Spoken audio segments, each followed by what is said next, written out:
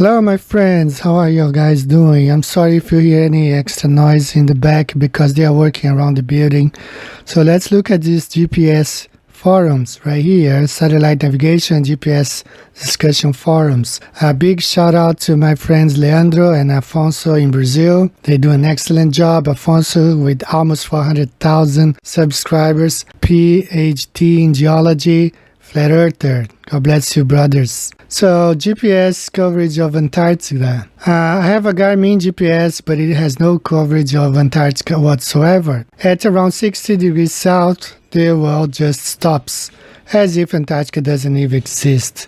My question is, does anyone know of any commercially available GPS device, Garmin or otherwise, which has coverage of Antarctica? I've done a Google search, but I couldn't find anything. By coverage, I mean a device which is capable of finding one's location in latitudes such as 60 degrees south to 80 degrees south, ranging capable of showing where a person is on a given landmass. I'm also wondering if there are any GPS devices which have a non-Mercator projection of Antarctica. So we have talked about the Mercator projection before. You remember the video I made a few days ago about how faulty and what a hazardous map the Mercator is, the projection. Everything started to change in the mid-20th century. There was a world war, and more airplanes were being used than ever before. Editorials published in the New York Times in the 40s called for the Mercator to be discarded and reminded readers the grossness of its errors should not be forgotten. In a series of orthographic maps in 1942 and 43, Fortune magazine declared the Mercator is no map for global war, and it was a dangerous map to use in studying global strategy.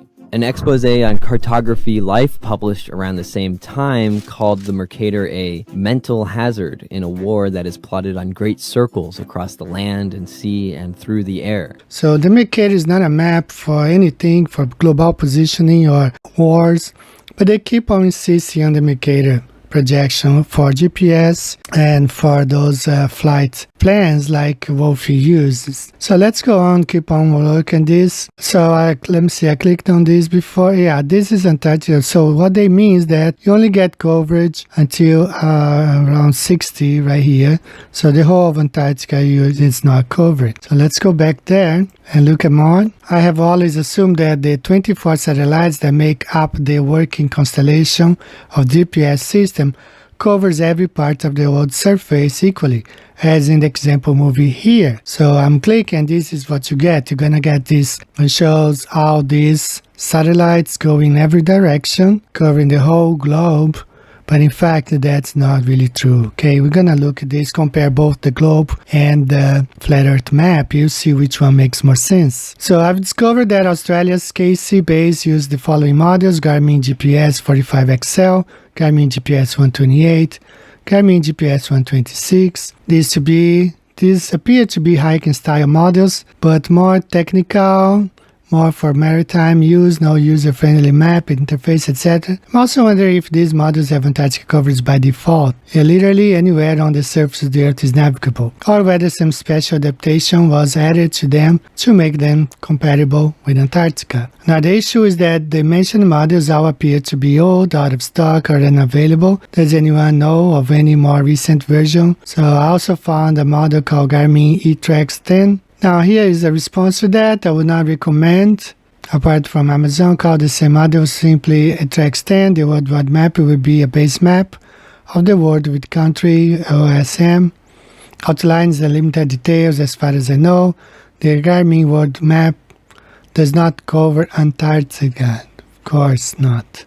I tried OpenStreetMaps OSM and the GPS still doesn't recognize Antarctica, at least with the Garmin UVI. I downloaded map data from Garmin OpenStreetMap NL, which I specifically selected titles which included Antarctica. Then I put the downloaded data onto the micro SD card for my Garmin UVI as a Gmap supple IMG file. I know that it worked because the map data file under the info section of the map showed the OSM with a check mark next to it. Also I know it worked because the northernmost part of one of the titles I selected included Cape Town, South Africa, and when I zoomed in at Cape Town there was street data there that was not previously there. The problem is that my Garmin, blah, blah, blah, won't scroll below 60 degrees south, even with the Antarctica Cape Town data installed loaded. I even tried forcing it to go to a high latitude, 85 degrees south, and the car view appeared as glitches boxes, and when I zoomed out, it reverted to 59.59 south, just north of 60. It's weird that the base map won't let you go below 60 degrees south. Any solutions? These are the areas that I covered. From 60 to 90 is not covered. Wow, it's not covered.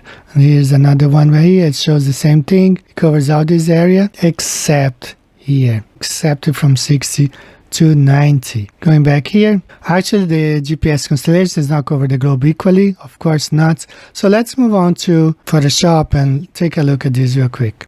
Alright guys, now let's look at both models, the globe model and the flat earth, and look which ones. Let's see which one makes more sense. So here's the globe. See here, article circle, 66 degrees north.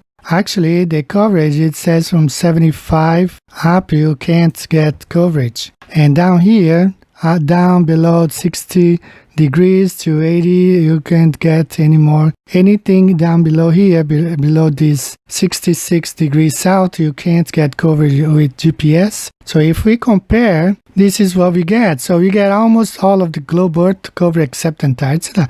How come just this tiny little bit here is not covered by any GPS, even though we saw, as we will compare now on the animation, that satellites go all the way here, all directions. But how come this tiny area here on the globe is not covered? Neither is this tiny area here. Well, let's look at the flat earth map and then you understand why. Here we have the Gleason's map. Alright, this tiny, here it's from 75 to 90 is a no-fly zone. This explains why, if you go back to my video, flights Singapore to New York over the flat earth, you understand why from New York to Singapore it goes this way, and the return flight comes this way. Going to Singapore from New York, it flies according to, remember there is here the polar jet stream, goes in this direction, so it goes along the wind to Singapore, comes back along the wind to New York.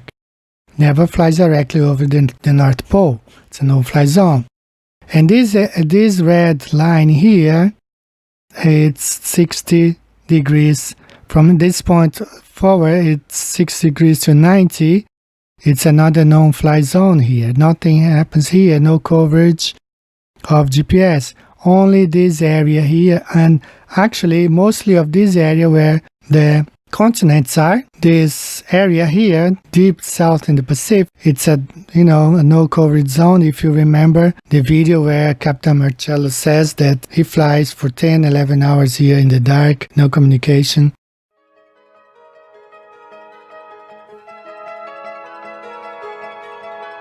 Okay, we're on board flight Aerolíneas Argentinas 1181. We're just coming after about 10 hours of isolation flying over the ocean. We're just over land right now at waypoint Satin, S-A-T-I-N, and this is the first sighting of the land after 10 hours of overnight crossing on the Pacific. So this area here, you rarely get any coverage, unless there are some balloons here and towers, E. Lauren. But otherwise, this is the area where you get coverage. Not barely, depending on where you are. Like if you are in the Amazon, you don't get coverage. If you leave the city, it's hard to get a signal. But, GPS will work most of these places here. Here, you are contained in this area on the flat earth. So let's look from this perspective right here. If you are on Antarctica, as we were reading, you have to look towards the 60 degrees south to get GPS to view the satellites. So they are all contained in this area right here. Okay, no coverage in Antarctica. Remember, there are no flights going from, no circumnavigation north and south. It's impossible because this is how the Earth is. You can only circumnavigate from west to east or from east to west. Never from north to south. It's impossible. The Antarctica is the border. You cannot go across this area. Alright, so this map explains why we cannot get coverage in Antarctica. Antarctica is the ring. It was known, if you look at the encyclopedias, it was always called the Antarctic ring because it's a ring of ice, and we are here. We are surrounded by Antarctica, and we are in this area here. We cannot leave Earth. This is where we live, and we cannot leave this area. Okay, Antarctica is not covered. It makes no sense, this globe Earth here, for several reasons. One, that we are not spinning. No, this is what the truth is right here. The Earth is flat. You don't get coverage outside this area because there's no way. Okay, there's nothing here. It's dead. No life, no animal life, no vegetal life, nothing. On the opposite, here in the Arctic, you see summer, you see 80 kinds of plants and animals, but no life in Antarctica. So this is what we have. I'll see you next time. Be safe. Earth is flat and stationary. See you next time, guys. Bye-bye.